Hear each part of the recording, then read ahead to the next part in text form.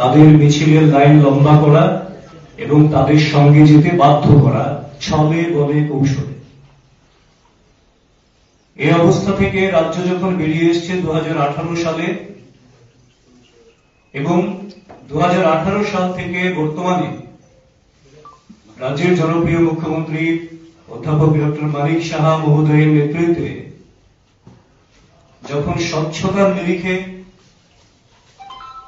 অন্তোদয় থেকে শুরু করে প্রান্তিক অংশের মানুষ, পাহাড় সমতল সব জায়গায় উন্নয়নের নতুন দিশা নির্দেশিত হয়েছে, নতুন ভাবে রাজ্যটা গড়ে উঠছে এবং এক ত্রিপুরা শ্রেষ্ঠ ত্রিপুরা দেশের অন্যান্য সমস্ত উন্নত রাজ্যের সঙ্গে সমান পাল্লা দিয়ে ত্রিপুরা রাজ্য যখন সব দিক থেকে তার গ্রোথ এন্ড ডেভেলপমেন্টে একটা ঐতিহাসিক স্থান অর্জনের পথে ক্রমশ মসৃণ ভাবে এগিয়ে চলেছে, সে জায়গায় মানুষকে বিভ্রান্ত করার জন্য যেমন করে আমরা বলি চোখ থাকতে চোখ বন্ধ থাকে কারোর, কিংবা অন্ধ ধৃতরাষ্ট্র অন্ধকারে থাকেন, সেই ধারা বজায় রেখে গতকাল সিপিআইএম এর প্রকাশ্য সমাবেশে প্রকাশ কারাত মহোদয়, প্রাক্তন মুখ্যমন্ত্রী মানিক সরকার মহোদয় থেকে শুরু করে যারা যারা বক্তব্য রেখেছেন শুধুমাত্র মানুষকে বিভ্রান্ত করার জন্য এবং রাজ্যের এই উন্নয়ন যাদের সহ্য হচ্ছে না, রাজ্যের প্রগতি বিরোধী শক্তি যারা রয়েছেন তাদেরকে কি করে অক্সিজেন দেয়া যায়, তাদেরকে ছলে বলে কৌশলে বিভ্রান্ত করে কিভাবে রাজ্যে একটা নতুন ভাবে অরাজক পরিস্থিতি বা নৈরাজ্য তৈরি করা যায়, সেই লক্ষ্যটাকে সামনে নিয়েই তাদের বক্তব্য লিপিবদ্ধ করেছেন। প্রকাশ কারাত ওনার সামনে ত্রিপুরা রাজ্যের সিপিআইএম এর যারা নেতৃত্ব রয়েছেন ত্রিপুরাকে কতটা প্রকাশিত করেছেন সেটা সন্দেহের। যে বিমানবন্দরে তিনি অবতরণ করেছেন, এই বিমানবন্দরের ভারতবর্ষের অন্যতম উন্নত বিমানবন্দরের মধ্যে উত্তর পূর্বাঞ্চলে তো অবশ্যই একমাত্র বিমানবন্দর, যেটা ইতিমধ্যেই কাস্টমস বিমানবন্দরেরও স্বীকৃতি পেয়েছে এবং যেটা আন্তর্জাতিক বিমান উড়ানের জন্য ভারত সরকার সেই উদ্যোগ গ্রহণ করেছেন। এবং এই ধরনের অত্যাধুনিক পরিষেবাযুক্ত বিমানবন্দর দেখেও ওনার প্রথম মনে হলো না যে ত্রিপুরায় নতুন কিছু হচ্ছে। আমাদের রাজ্য ছোট্ট হতে পারে, কিন্তু এদের যে পলিসি ছিল ডিভাইড এন্ড রুল, ডিপ্রাইভ এবং করাপশনের মাধ্যমে মানুষের যাতে কোনোভাবে অর্থনৈতিক উন্নতি না হয় সেটাকে সুনিশ্চিত করে সেইটাকে নিয়ে রাজনীতি করা, তার বাইরে বেরিয়ে এসে আমাদের বর্তমান সরকার অধ্যাপক ডক্টর মানিক সাহাজির নেতৃত্বে ভারতীয় জনতা পার্টির রাজ্য সরকার সবকা সাথ সবকা বিকাশ সবকা বিশ্বাস সবকা প্রয়াস এটাকে স্লোগান না রেখে এটাকে নীতি হিসেবে গ্রহণ করে, যেমন করে যশস্বী প্রধানমন্ত্রী নরেন্দ্র মোদীজি করেছেন, সেই ধারা বজায় রেখে কাজ করছেন। 2018 আগে ত্রিপুরা রাজ্যের জাতীয় সড়ক একটা ছিল, আজকে 6টা জাতীয় সড়ক সম্পূর্ণভাবে চলছে এবং তার সঙ্গে আরো 4টা জাতীয় সড়কের কাজ শুরু হতে চলেছে। ত্রিপুরার মতন প্রান্তিক ছোট রাজ্যে 10-10টা জাতীয় সড়ক, তারপরেও এদের চোখে উন্নয়ন চোখে পড়ে না। ত্রিপুরা রাজ্যে ডেন্টাল মেডিকেল কলেজ, সংস্কৃত কলেজ থেকে শুরু করে বিভিন্ন রকম কলেজ, ইউনিভার্সিটির ক্রমশ এখানে এডুকেশন হাবের মতন একটা জায়গা যখন তৈরি হচ্ছে তখন তাদের সামনে উন্নয়ন চোখে পড়ে না। ত্রিপুরার মানুষের গড়ায় যেখানে 74-75 টাকা থেকে বেড়ে 2017-18 যেটা ছিল 1,78,79,000 টাকায় বর্তমানে পৌঁছেছে, তখন এদের মনে হয় কাজ নাই, খাদ্য নাই বলে চিৎকার করছেন ওনারা। কারণ ওনারা যে রাজত্বটা করেছেন ত্রিপুরায়, সেটাকে একটা নাইরাজ্য, একটা নৈরাজ্য কায়েম করেছিলেন ত্রিপুরায়, এবং সেই নৈরাজ্য এবং নাইরাজ্যের যে বাতাবরণ তারা তৈরি করেছিলেন, সেই জায়গা থেকে এরা এখনো বেরিয়ে আসতে পারছে না। চাকরি নাই বলে বেকারদেরকে উস্কে দিচ্ছেন। তথ্য নিয়ে কথা বলুন। বিরোধী দল করেন, আপনাদের জনগণের কাছে যেতে হবে। এইভাবে বিভ্রান্ত করা এবং এইভাবে মানুষের মধ্যে ভুল বার্তা পৌঁছে দেওয়ার জন্যই কিন্তু, এবং মানুষকে মানুষ বলে জ্ঞান না করা, তার জন্যই কিন্তু 2018-তে আপনাদেরকে সমূলে উৎপাটিত করে দিয়েছে জনগণ। শেষ কথা জনগণ বলবে। একদিকে যেমন road connectivity, air connectivity, railway connectivity, express train আজকে গোটা দেশের প্রত্যেকটা বড় বড় জায়গার সঙ্গে ত্রিপুরা যুক্ত হয়ে গেছে। ওনারা বলছেন রাজ্যে উন্নয়ন নেই। ট্যুরিজম স্পটগুলির কি অবস্থা ছিল? প্রত্যেকটা ট্যুরিস্ট স্পটে আজকে শয়ে শয়ে হাজারে হাজারে পর্যটক, বিদেশি পর্যটক পর্যন্ত ভিড় করছেন ত্রিপুরাতে। কারণ ট্যুরিজমকে একটা বড় ইন্ডাস্ট্রি হিসেবে ত্রিপুরা সরকার এস্টাবলিশ করার জন্য এগিয়ে এসেছেন। এই যেমন ইনফ্রাস্ট্রাকচারের ডেভেলপমেন্ট হচ্ছে, পাশাপাশি তাদের সময় 4,500-এর মতন স্বসহায়ক দল ছিল। আজকে সেই স্বসহায়ক দলের সংখ্যা বেড়ে 53,000-এর উপর রয়েছে, এবং যাতে 84,000-এর উপর আমাদের মায়েরা বোনেরা লাখপতি দিদি হয়েছেন। তারপরেও বলছেন উন্নয়ন নেই।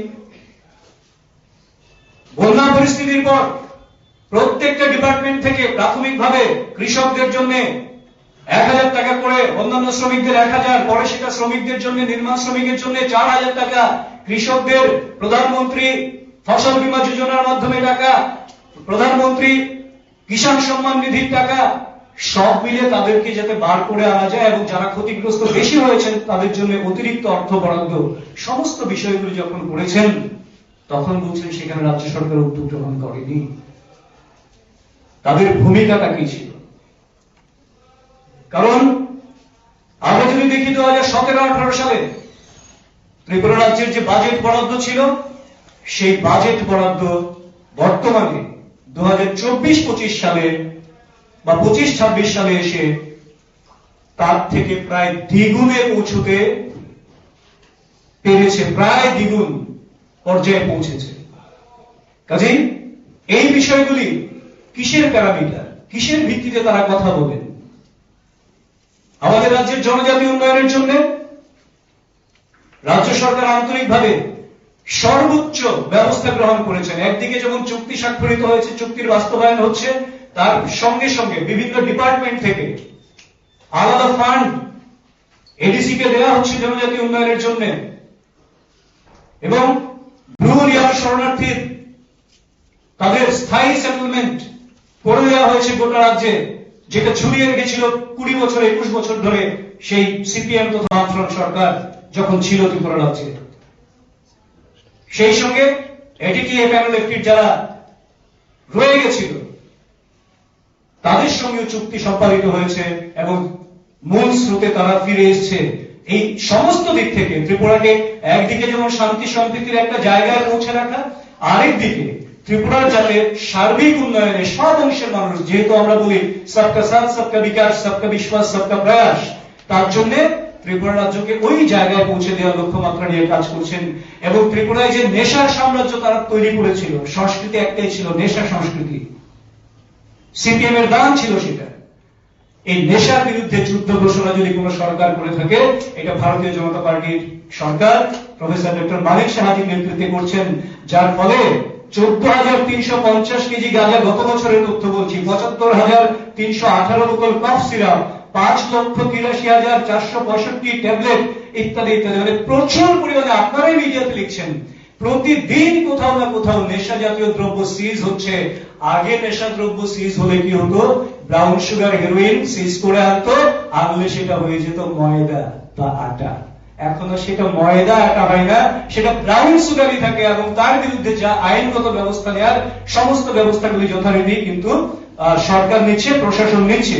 এবং মহিলাদের ক্ষেত্রে বিশেষ করে আমাদের একদিকে যেমন 33% আসন সংরক্ষিত রয়েছে আমাদের মহিলাদের জন্য, ঠিক তার পাশাপাশি লাখপতি দিদির সংখ্যা যেমন বেড়েছে, মহিলাদের নিরাপত্তাকেও সুনিশ্চিত করার ব্যবস্থা করেছে সম্পূর্ণভাবে রাজ্য সরকার।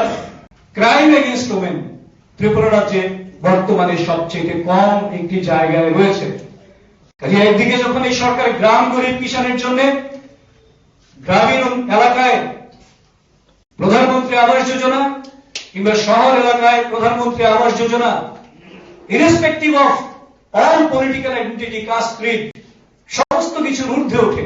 কারণ রাজ্যের মানুষের স্বার্থে সরকার কাজ করবে, রাজ্যের প্রত্যেকটা মানুষের দায়িত্ব সরকারের।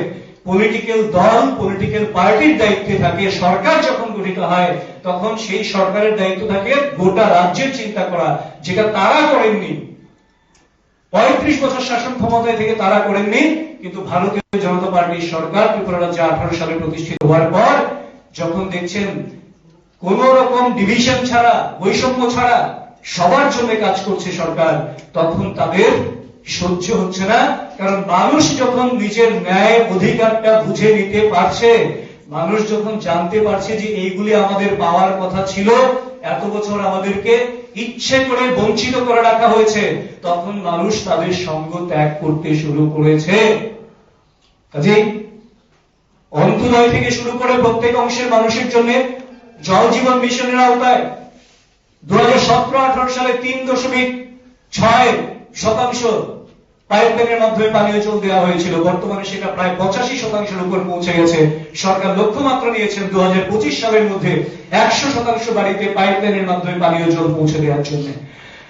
একদিকে যখন প্রধানমন্ত্রী আয়ুষ্মান যোজনায় ত্রিপুরা রাজ্যের প্রায় 13 লক্ষ মানুষ অন্তর্ভুক্ত হয়েছেন, তার বাইরেও সেখানে কিছু কিছু কারণে কিছু কিছু শর্ত রয়েছে। সারা দেশব্যাপী একটা নির্দিষ্ট ফ্রেম থাকে, সেটা আপনারা জানেন। তার প্রধানমন্ত্রী আয়ুষ্মান যোজনায় যারা অন্তর্ভুক্ত হতে পারবেন না, তাদের জন্য মাননীয় মুখ্যমন্ত্রী আয়ুষ্মান যোজনা ঘোষণা করেছেন। সমান অর্থমূল্যের বীমা তারা পাবেন 5 লক্ষ টাকা পর্যন্ত। একদিকে মেডিকেল ইনফ্রাস্ট্রাকচার বিল্ড আপ করা, অঙ্গ প্রতিস্থাপন থেকে শুরু করে ওপেন হার্ট সার্জারি থেকে শুরু করে ক্রিটিক্যাল সমস্ত ব্যবস্থাগুলি করা, রেফার কেস কমে গেছে। এইটা যেমন একদিকে করছেন, নতুন নতুন ডিগ্রি কলেজগুলি নেকের অনুমোদন পাচ্ছেন। 3টে ডিগ্রি কলেজ নতুন করে নেকের অনুমোদন পেয়েছে। প্রফেসর নিয়োগের জন্য 274টা পোস্ট নিয়োগের জন্য সর্বোচ্চ মাত্রায় প্রয়াস গ্রহণ করা হয়েছে। এবং সেই সঙ্গে ত্রিপুরা রাজ্যে শিক্ষা, স্বাস্থ্য, পানীয় জল, বিদ্যুৎ, আজকের দিনে দাঁড়িয়ে লোডশেডিং প্রায় নেই বললেই চলে ত্রিপুরাতে। মাঝে মধ্যে পাওয়ার ড্রপ হতে পারে মেকানিক্যাল বা টেকনিক্যাল কোনো কারণে, কিন্তু লোডশেডিং মুক্ত রাজ্য ত্রিপুরা হয়ে গেছে।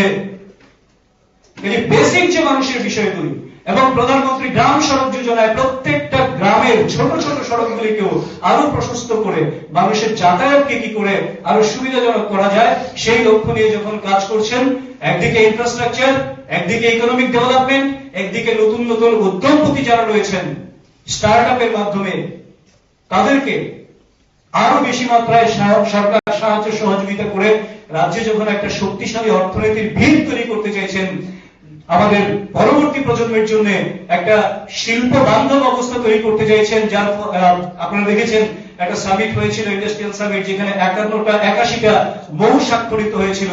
প্রায় 2800 কোটি টাকার উপর বিনিয়োগ ত্রিপুরাতে হবে, এবং সেই কাজ এগিয়ে চলেছে। এইগুলি কিছু দেখতে পান না তারা।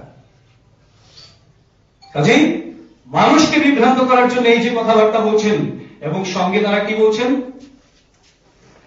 প্রাক্তন মুখ্যমন্ত্রী তিনি তথ্য দিয়ে বলছেন কত চাকরির পোস্ট খালি আছে। আমিও নাকি পাল্টা তথ্য দিচ্ছি। 29,000-এর উপর চাকরি এখন পর্যন্ত হয়ে গেছে, তার মধ্যে 20,000-এর মতন চাকরি হয়েছে রেগুলার বিভিন্ন ডিপার্টমেন্টে। আরো 16,000 চাকরি পাইপলাইনে রয়ে গেছে। কত বছরে?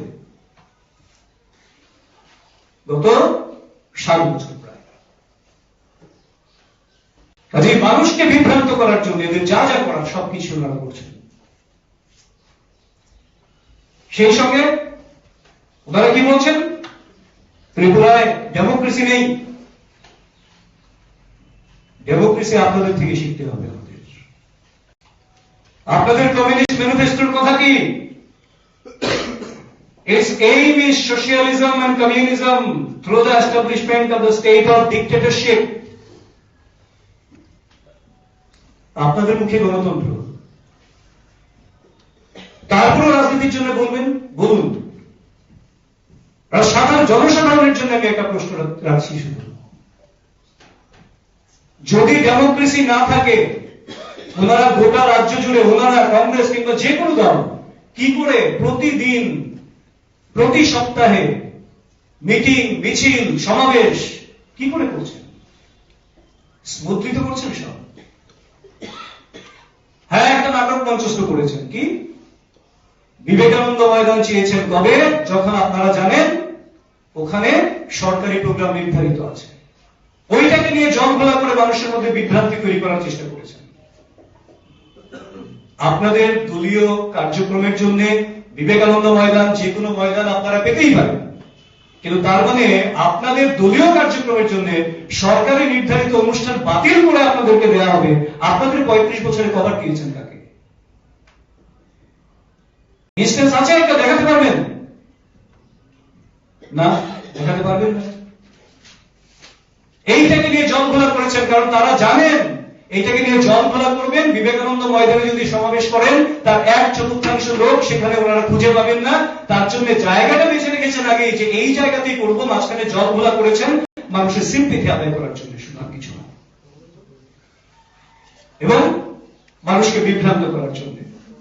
আর তাদের কাছ থেকে আমাদের গণতন্ত্রের কথা শুনতে হবে। আমরা ভুলে গেছি 2017-তে কলকাতার একটি নাট্য দল এসেছিল নেমেসিস নামক একটি নাটক নিয়ে। আমি আপনাদের তথ্য দিয়ে বলছি, সেই নাট্য দল যখন রবীন্দ্র ভবনের নাটক মঞ্চস্থ করবে, বাইরের থেকে ডিওএফআই এবং এসএফআই এর সমস্ত বাহিনী ঘেরাও করে রেখেছে রবীন্দ্র ভবন। এবং নাট্য দলকে কি বলা হলো? আপনারা স্টেজে নাটক করে বেরিয়ে যান, একজন দর্শকও থাকবে না।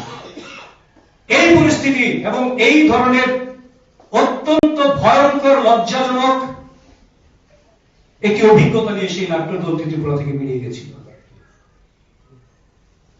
ঠিক আছে? কারণ কি?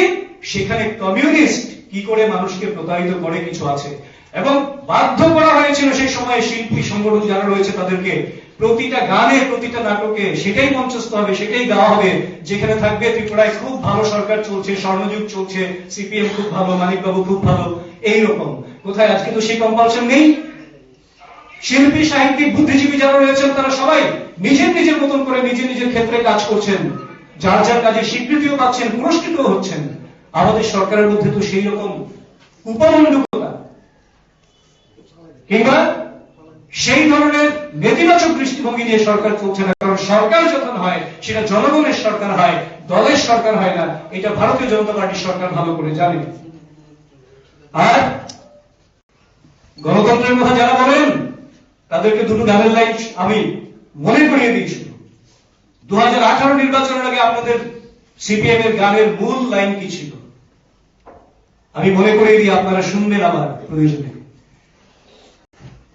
শান্তির এই রাজ্যটাতে পাকায় যদি গন্ডগোল, এই মাটিতে ফুটতে দিতাম না তো এবার পদ্ম ফুল, ফুটতে দিতাম না তো এবার পদ্ম ফুল।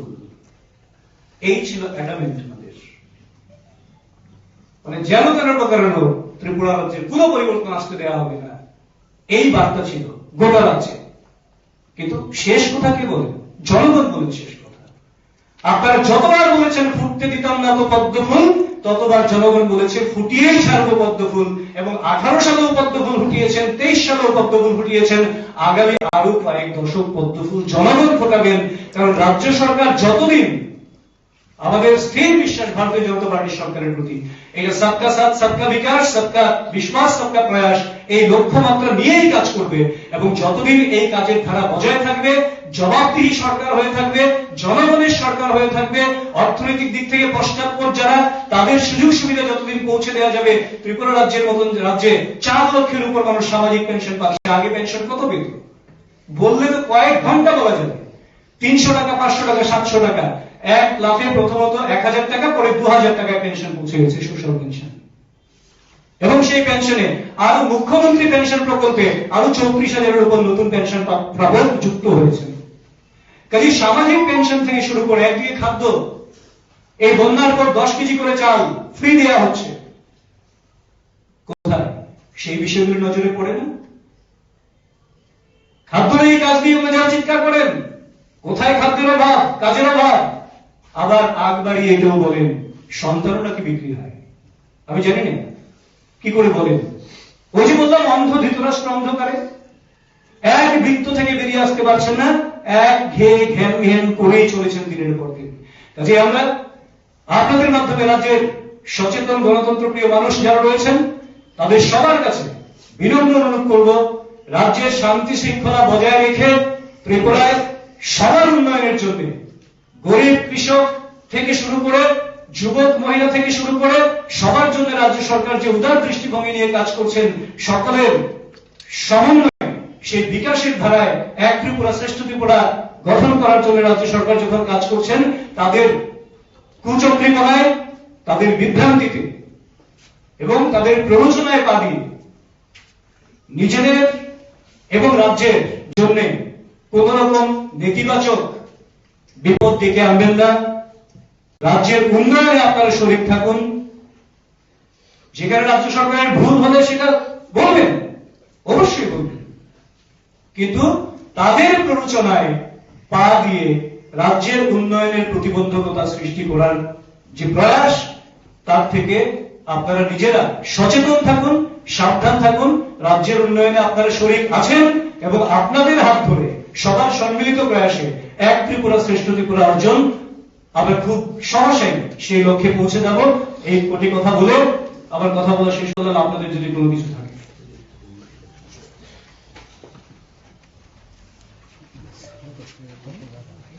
সবাইকে ধন্যবাদ।